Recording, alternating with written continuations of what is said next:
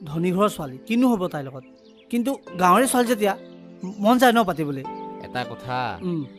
ভাল লাগে যদিও ইমানকে লাগি নাথাকিবি ধনী ঘৰ ছোৱালী মই নে জাষ্ট কথাটোহে পাতো হ'ব বাৰু দে ঐ শুন না কি তই এবাৰ খালি লগাই দে ক'ত লগ পাওঁ পাই তাইক কথা পাতিবি তই আমাৰ ঘৰত যে সেই পিতৌ এই পিতৌহঁতৰ ঘৰ তোৰ তিনিআলিটো পাৰ হৈ যে পথাৰখন আছে তালৈ কিন্তু তাই সদায় আহে তাত কথা পাতিব কিন্তু পাৰ গৈ লৈ তেতিয়াহ'লে ঠিক আছে মোক চুকবোৰ ভালকৈ ধুই আজি গৈ কথা পাতিয়ে পেলাম আৰু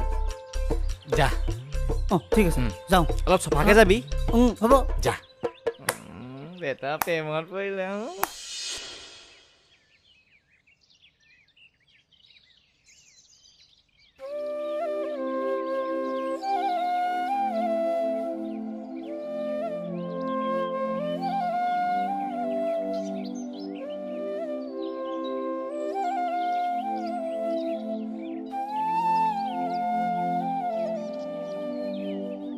ঐ শুনাচোন কোৱা আমি দুটা একেখন গাঁৱৰে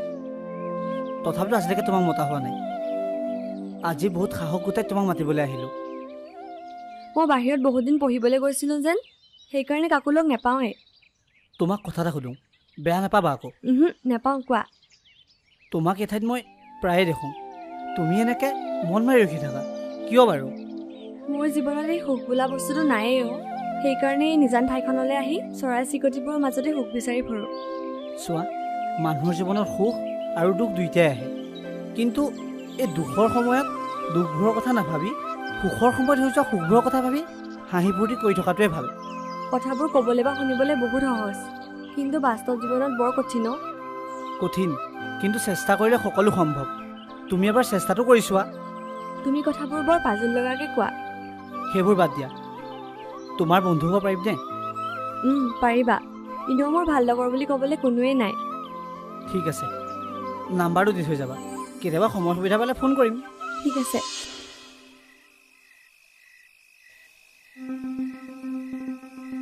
হেৰি শুনকচোন আপোনাক মোৰ কথা এটা ক'বলগীয়া আছিলে কোৱা আকৌ কি কথা মই কথা এটা ভাবিছোঁ আপুনি একো খং নকৰিব কোৱা আকৌ কি কথা খংনো কিয় কৰিম বাৰু মই মানে আমাৰ এই বিয়াৰ কথা ভাবিছোঁ বিয়াখন পাতোঁ আৰু সোনকালে বিয়াখন পাতি পেলাওঁ কিমান দিননো আৰু ঘৰত থাকিব